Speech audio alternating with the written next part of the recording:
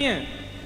झूठी झूठी सुन करके बातें बना बना करके दुनिया को सुनाता है और उसको मंदिर लेके आया तो आप उसको और चढ़ा रहे हो ऊपर, बोल रहे हो कि इसके दर्शन की तो मैं प्रतीक्षा कर रहा था।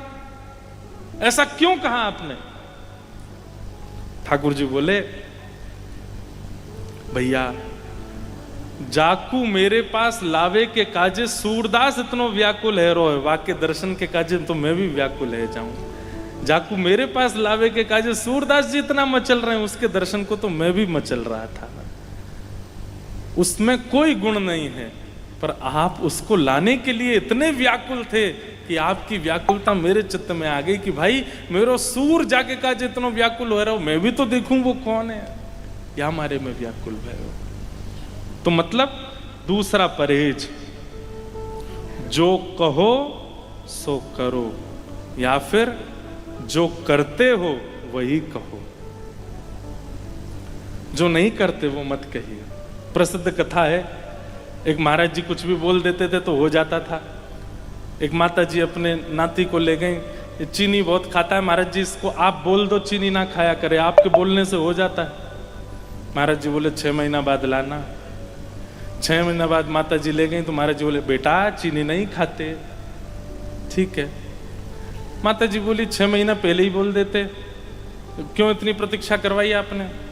महाराज जी बोले, पहले मैं भी चीनी खाता था, पहले मैंने छोड़ी, पहले मैंने त्याग की, तब मैंने। अब इससे एक बात स्पष्ट होती है, किसी की वाणी का प्रभाव आप पर तब तक नहीं हो सकता है जब तक वो स्वयं उस आचरण को ना करता हो। कीर्तन तो बहुत करते हैं, पर मीराबाई का ही कीर्तन क्यों नेत्रों में आंसू प्रकट कर देता है? क्योंकि उनका कीर्तन शब्द नहीं था, आचरण था।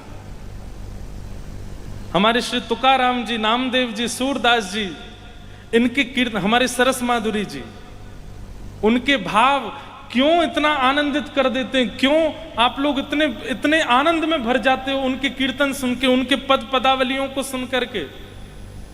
क्योंकि वे लिखते नहीं थे, वे शब्द नहीं थे, वे आचरण था उनका। इसलिए कीर्तन भक्ति में आना चाहते हैं तो ये दूसरा परहेज आपको निभाना पड़ेगा, जो कहो सो करो, या फिर वही कहो जो करो। कीर्तन, कई लोग होते हैं वो जब भक्ति मार्ग में आ जाते हैं तो दूसरों को बहुत ज्ञान देते हैं, ऐसा करना चाहिए, तुमको ऐसा बोलना चाहिए, तुमको ऐसे रहना चाहिए, और खुद के निज आचरण में कुछ भी नहीं है वैसा। उनकी बातें सामने वाले को परिवर्तित नहीं कर पाती, उनकी बातों से कोई ऐसा विशेष प्रभाव नहीं हो पाता। वक्ता तो अनेक हैं हमारे भारत में, भीड़ है वक्ताओं की, पर गिने चुने ऐसे वक्ता हैं जिनकी बात का प्रभाव लोगों पर होता है, जिनकी बातों से चित्त में परिवर्तन करने की स्थिति प्रकट होने लगती है।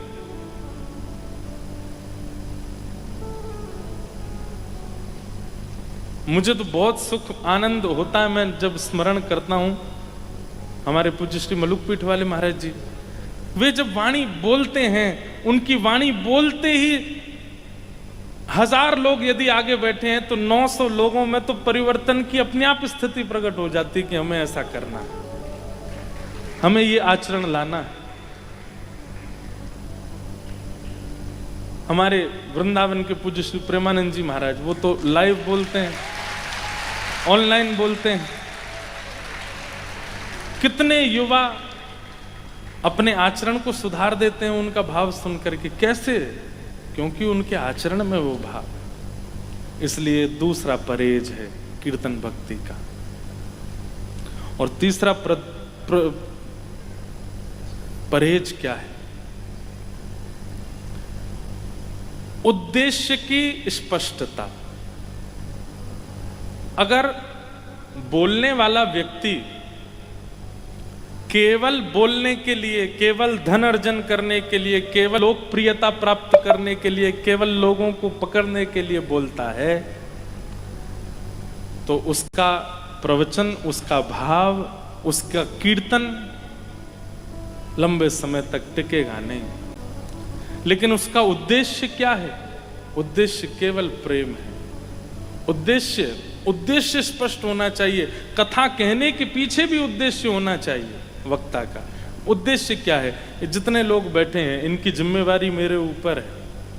इतना समय निकाल करके इतनी धूप में, इतने ताप में अपने कार्य कौन कौन कहाँ से क्या क्या छोड़ करके कैसी कैसी स्थिति करके आता है कथा सुनने के लिए। वक्ता की जिम्मेवारी होती है उन सबका भला हो, उन सबका कल्याण हो, उद्देश्य स्पष्ट हो।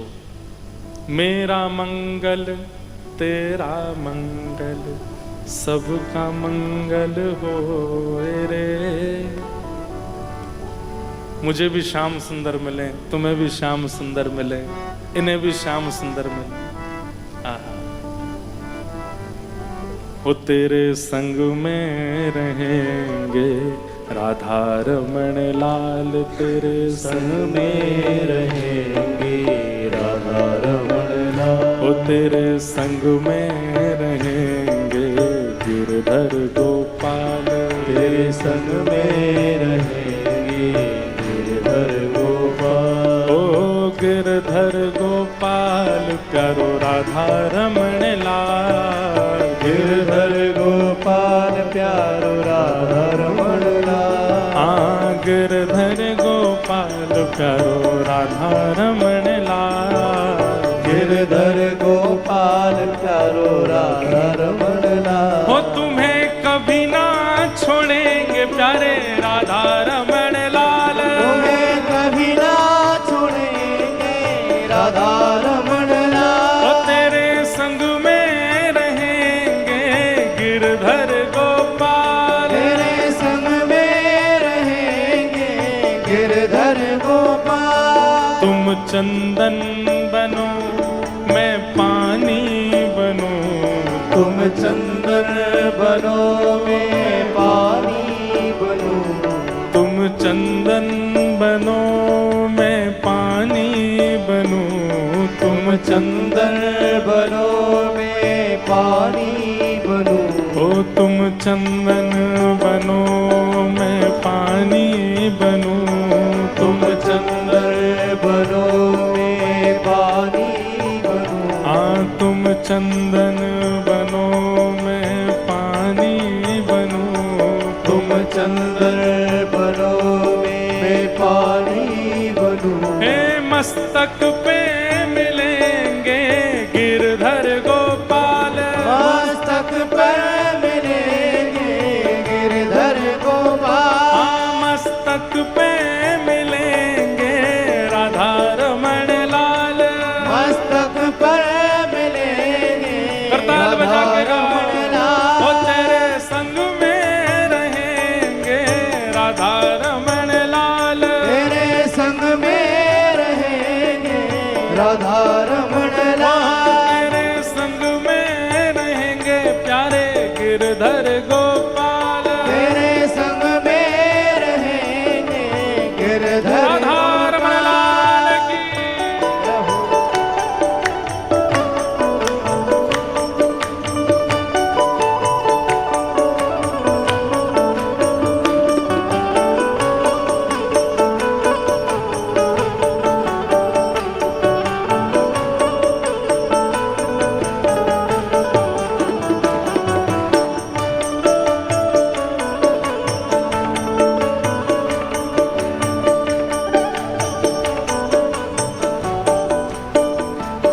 तुम पुष्प बनो मैं धागा बनूं, तुम पुष्प बनो मैं धागा बनूं।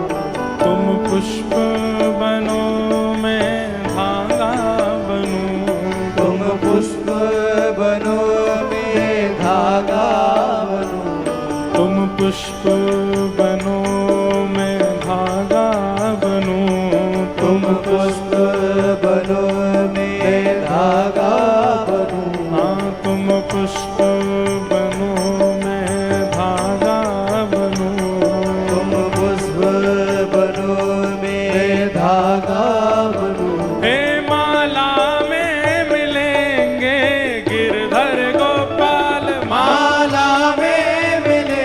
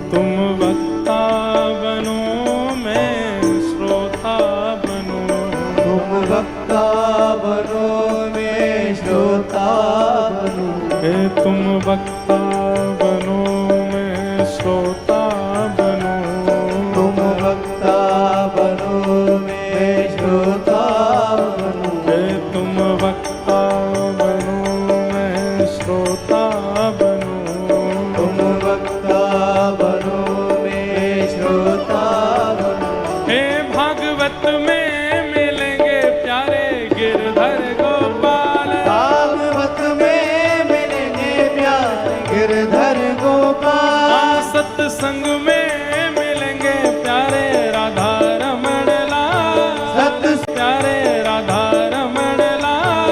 सत्संग में मिलेंगे प्यारे राधा रमण लाल। तेरे संग में रहेंगे राधा रमण लाल, तेरे संग में रहेंगे राधा रमण लाल। तुम्हें कभी ना छोड़ेंगे राधा रमण लाल, तुम्हें कभी ना छोड़ेंगे राधा रमण लाल। तेरे संग में रहेंगे प्यारे राधा रमण लाल, तेरे संग में रहेंगे राधा रमण लाल। तेरे संग में बहेंगे राधा रमण लाल, तेरे संग में रहेंगे राधा रमण लाल। तेरे संग में रहेंगे गिरधर गोपाल, तेरे संग में रहेंगे गिरधर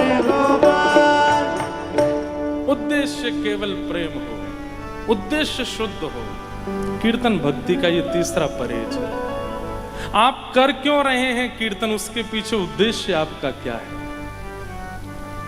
भले ही आप कीर्तन में कोई मंत्र का उच्चारण कर रहे हैं, भले ही कीर्तन में आप कथा का गान कर रहे हैं, आप भक्तमाल का श्रवण कर रहे हैं, भागवत जी का कथन कर रहे हैं, उद्देश्य क्या है।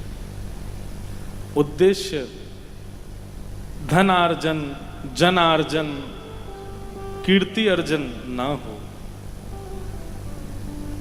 कृष्ण अर्जन हो, प्रेम अर्जन हो, भाव अर्जन हो, भक्ति अर्जन हो। उद्देश्य पवित्र होना चाहिए। एक बात हमारी याद रखिएगा, हो सकता है कि उद्देश्य पवित्र रख के कीर्तन, उद्देश्य पवित्र रख के किसी भी क्रिया को करने में प्रारंभ में आपको रुकावटें लगें, प्रारंभ में आपको दुविधाओं का अनुभव हो, पर उद्देश्य आपका पवित्र है तो उस क्रिया का मध्यस्थ बहुत आनंद देने वाला होगा। प्रारंभ में थोड़ी पीड़ा हो सकती है, क्योंकि पवित्र उद्देश्य लेकर के चलने वाले लोगों को रुकावटें बहुत मिलती हैं। जिनका अपवित्र उद्देश्य होता है वो बड़ी सहजता से सफलताएं प्राप्त करते चले जाते हैं। देखा होगा आपने भी, है महाराज जी। जैसे कई बालक होते हैं, विद्यालय में पढ़ते हैं, तो उनका उद्देश्य अपवित्र है। वो पिताजी से पैसे लगवा करके, प्रिंसिपल को कुछ दे करके या कुछ करके, कैसे भी कर बिना पढ़े पास होते चले जाते हैं, फर्स्ट आ जाते हैं। और कई बालक बेचारे जिनको पढ़ने के लिए भी घर में व्यवस्था नहीं होती, उनको बड़ा अड़चन का अनुभव करना पड़ता है। ऐसे ही व्यापार में भी होता है। व्यापार में जो बेचारे मन में विचार करते हैं हम शुद्ध धन कमाएंगे, हम शुद्धता से, हम कोई घपला नहीं करेंगे, कोई 2 नंबर का काम नहीं करेंगे आदि, उनको व्यापार बढ़ाने में बहुत खून पसीना एक करना पड़ता है। और कई व्यापारी ऐसे होते हैं, वो ऐसा 2 नंबर के काम करते हैं कि वो सहज घर में पड़े पड़े ही करोड़ों आते रहते हैं उनके पास।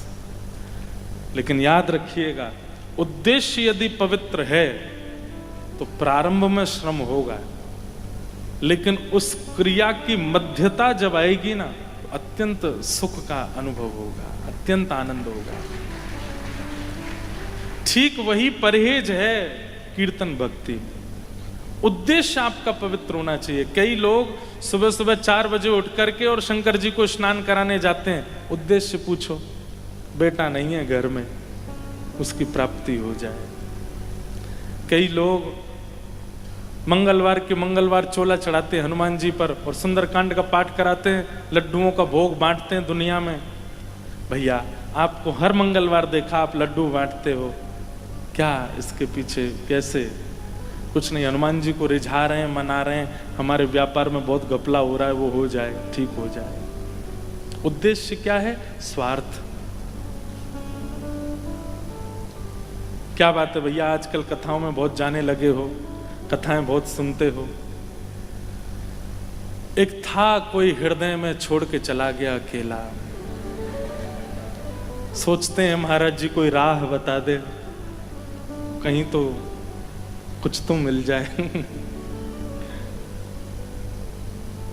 युवा बहुत आते हैं हमसे मिलने। उनके कल मुझसे एक पत्रकार भी पूछ रहे थे कि युवाओं के सबसे ज्यादा प्रश्न कौन से होते हैं। पहले तो मैंने 3 अच्छे बताए और चौथा मैंने बहुत ही अच्छा बताया। मैंने कहा युवाओं वालों को अपनी बात कैसे समझाएं। तीसरी पीड़ा क्या है महाराज जी, असफल होने पर बहुत टूट जाते हैं, उससे कैसे बचें। और चौथी पीड़ा क्या है, वो कैसे मिलेगा, उसकी प्राप्ति कैसे हो। ये चौथी पीड़ा है। उद्देश्य पवित्र रखिए अपना, बाकी जहां की तो हमें नहीं पता, वहां भी रखना चाहिए, पर कीर्तन में तो उद्देश्य पवित्र रखो। जब हरे कृष्ण कृष्ण कृष्ण हरे हरे, हरे राम राम राम हरे हरे, जब मुख से महामंत्र उच्चारण होता है, उसी समय चित्त में उद्देश्य भी प्रकट हो जाए। क्या है उद्देश्य? केवल राधिका किशोरी संग रमण तिहारा, मुझको दिखा दो कभी ऐसा नज़ारा, फिर चाहे मैं मर जाऊं, फिर चाहे मैं मर जाऊं, बसा कर नैनन में, छिपा कर नैनन में, बसा कर नैनन में, छिपा के नैनन में। उद्देश्य पवित्र होना चाहिए आपका। जैसे ही महामंत्र बोलते हैं, जैसे ही अष्टाक्षर मंत्र बोलते हैं, जैसे ही कोई कीर्तन का भाव प्रकट होता है, कथा में आकर के कथा सुनने लग जाते हैं, उसी समय उद्देश्य आपका प्रकट हो जाए। और वो उद्देश्य पवित्र होना चाहिए, उसमें वासना की या फिर संसारी कामनाओं की दुर्गंध नहीं होनी चाहिए। ये कीर्तन भक्ति का तीसरा परहेज है। कीर्तन भक्ति का चौथा परहेज क्या है?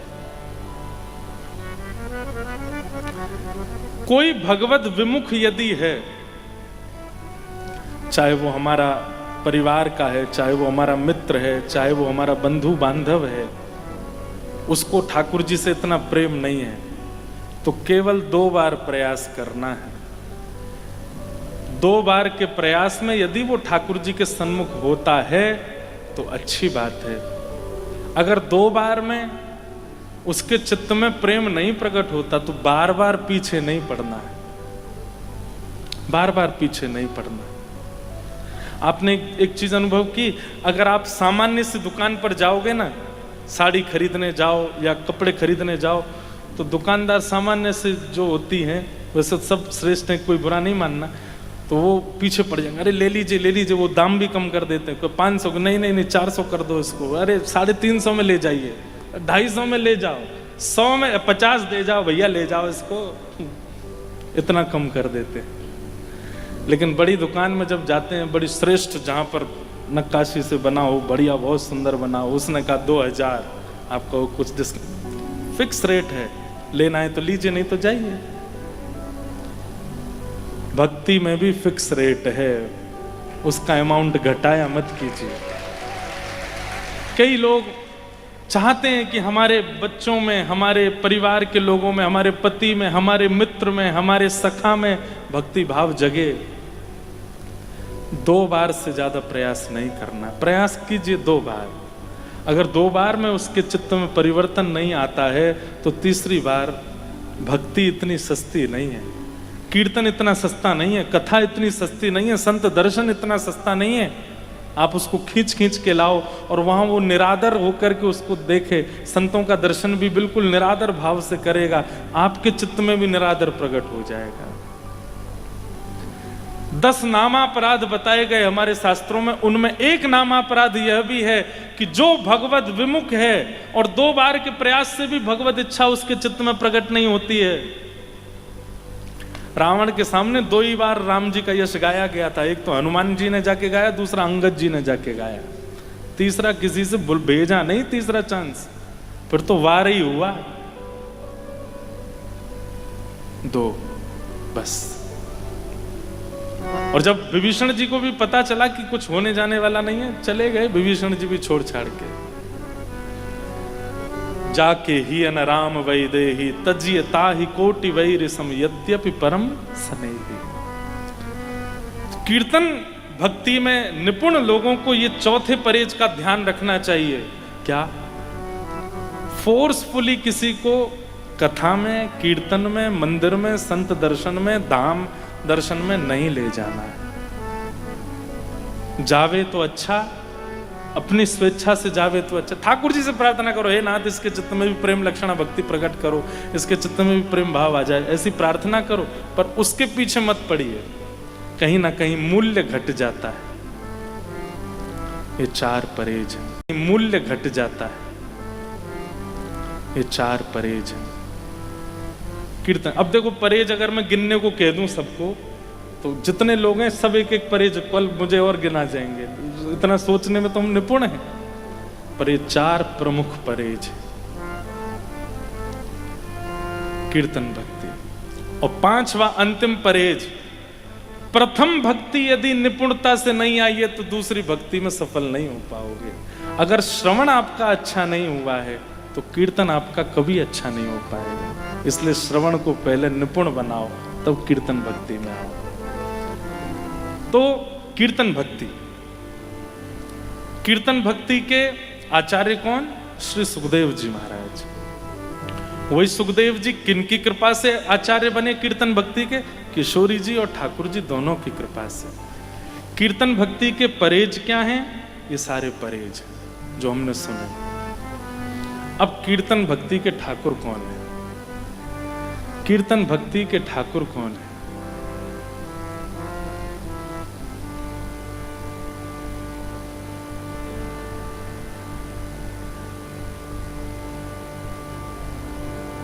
कैसे बताएं उनका नाम?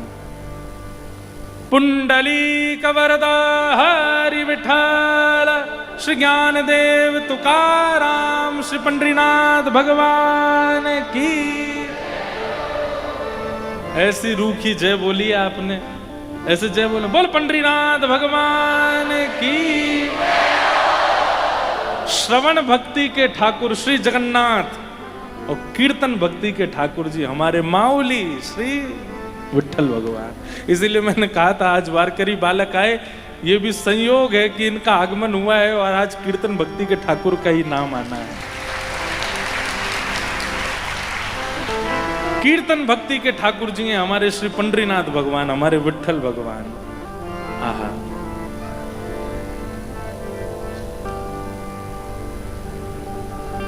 ऐसी कीर्तन भक्ति प्रिय है महाराज उनको। वैसे तो देखो अब नाथ द्वार आप जाओगे, वहां उठते भी कीर्तन से हैं, पाते भी कीर्तन से हैं, सोते भी कीर्तन से हैं। सब क्रिया ठाकुर जी की नाथ द्वार में कीर्तन से ही होती है। लेकिन श्रीनाथ जी भी कीर्तन सुनते हैं, पर हमारे पंडरीनाथ जी तो कीर्तन करते भी हैं, कीर्तन गाते भी हैं। हाथ में करताल लेकर के ज्ञानेश्वर माऊली ज्ञान राज माऊली तुकाराम, ज्ञानेश्वर माऊली ज्ञान राज माऊली तुकाराम, जय जय राम कृष्ण हरि। ये कीर्तन हम करते हैं, ये कीर्तन हम सब करते हैं, ये कीर्तन वारकरी करते हैं। पर पंडरीनाथ भगवान क्या कीर्तन करते हैं? ज्ञानेश्वर माऊली ज्ञान राज माऊली तुकाराम, ज्ञानेश्वर माऊली ज्ञान राज माऊली तुकाराम। पुजारी जी शयन करा करके गए पंडरीनाथ भगवान को, और जैसे ही जाकर के स्वयं सोए तो स्वप्न में दिखने लगा कि ठाकुर जी सो नहीं रहे हैं। ठाकुर जी तो करताल हाथ में लेकर के पैर में घुंघरू बांध करके उछल उछल करके नृत्य कर रहे हैं और गा रहे हैं ज्ञानेश्वर माऊली ज्ञान राज माऊली तुकाराम। और बगल में बैठी श्री रुक्मणी जी हाथ में करताल लेकर के बजा रही हैं। श्री पंडरीनाथ भगवान उछल उछल करके कीर्तन कर रहे हैं। पुजारी जी ने जाकर के जैसे ही मंदिर के कपाट खोले तो देखे ठाकुर जी तो नृत्य कर रहे हैं। ठाकुर जी ने देखी पुजारी जी आगे से खड़े हो गए अपने स्थान पे। पुजारी जी बोले जय जय, अब कुछ नहीं हो सकता, अब तो देख लिया मैंने, क्या कर रहे थे आप, सोते नहीं हो पूरी रात, ये कि क्या आप पैर में घुंघरू बांध करके नाच रहे थे। ठाकुर जी बोले आप सब लोग कीर्तन करते हैं, लेकिन मेरा भी मन होता है कि मैं भी कीर्तन करूं, इसलिए मैं जब रात में सब सो जाते हैं तो मैं अपने भक्तों का कीर्तन करता हूं। आहा। जय जय राम कृष्ण हरि, जय जय राम कृष्ण हरि, जय जय राम कृष्ण हरि, जय जय राम कृष्ण हरि, जय जय राम कृष्ण हरि, जय जय राम कृष्ण हरि, जय जय राम कृष्ण हरि, जय राम कृष्ण हरि। हे ज्ञानेश्वर माऊली, ज्ञान राज माऊली तुकाराम, ज्ञानेश्वर माऊली, ज्ञान राज माऊली तुकाराम, ज्ञानेश्वर माऊली, ज्ञान राज माऊली तुकाराम, ज्ञानेश्वर माऊली, ज्ञान राज माऊली तुकाराम, ज्ञानेश्वर माऊली, ज्ञान राज माऊली तुकाराम, ज्ञानेश्वर सुन के गाइए। ज्ञान राम माऊली तुकाराम, ज्ञानेश्वर माऊली, ज्ञान राज माऊली तुकाराम, ज्ञानेश्वर माऊली, ज्ञान राज माऊली तुकाराम, हे ज्ञानेश्वर माऊली, ज्ञान राज माऊली तुकाराम, ज्ञानेश्वर माऊली, ज्ञान राज माऊली तुकाराम, हे ज्ञानेश्वर माऊली, ज्ञान राज माऊली तुकाराम, ज्ञानेश्वर माऊली, ज्ञान राज माऊली तुकाराम। जय जय राम कृष्ण हरि, जय जय राम कृष्ण हरि, जय जय राम कृष्ण हरि, जय जय राम कृष्ण हरि, जय जय राम कृष्ण हरि, जय जय राम कृष्ण हरि, जय जय राम कृष्ण हरि, जय जय राम कृष्ण हरि, जय जय राम कृष्ण हरि, जय जय राम कृष्ण हरि, जय जय राम कृष्ण हरि, जय जय राम कृष्ण हरि, जय जय राम कृष्ण हरि, जय जय राम कृष्ण हरि, जय जय राम कृष्ण हरि, जय जय राम कृष्ण हरि, जय जय राम कृष्ण हरि, जय जय राम कृष्ण हरि, जय राम कृष्ण हरि, जय जय राम कृष्ण हरि, जय जय राम कृष्ण हरि, जय जय राम कृष्ण हरि, जय जय राम कृष्ण हरि, जय जय राम कृष्ण हरि, जय जय राम कृष्ण हरि, जय जय राम कृष्ण हरि, जय जय राम कृष्ण हरि, जय जय राम कृष्ण हरि, जय जय राम कृष्ण हरि, जय जय राम कृष्ण हरि, हे ज्ञानेश्वर माऊली, ज्ञान राज माऊली तुकाराम, ज्ञानेश्वर माऊली, ज्ञान राज माऊली तुकाराम, ज्ञानेश्वर माऊली, ज्ञान राज माऊली तुकाराम, ज्ञानेश्वर माऊली, ज्ञान राज माऊली तुकाराम, ज्ञानेश्वर माऊली, ज्ञान राज माऊली तुकाराम, ज्ञानेश्वर माऊली, ज्ञान राज माऊली तुकाराम, ज्ञानेश्वर माऊली, ज्ञान राज माऊली तुकाराम, ज्ञानेश्वर माऊली, ज्ञान राज माऊली तुकाराम, विठ्ठल विठ्ठल विठ्ठल विठ्ठल विठ्ठल विठ्ठल विठ्ठल विठ्ठल विठ्ठल विठ्ठल विठ्ठल विठ्ठल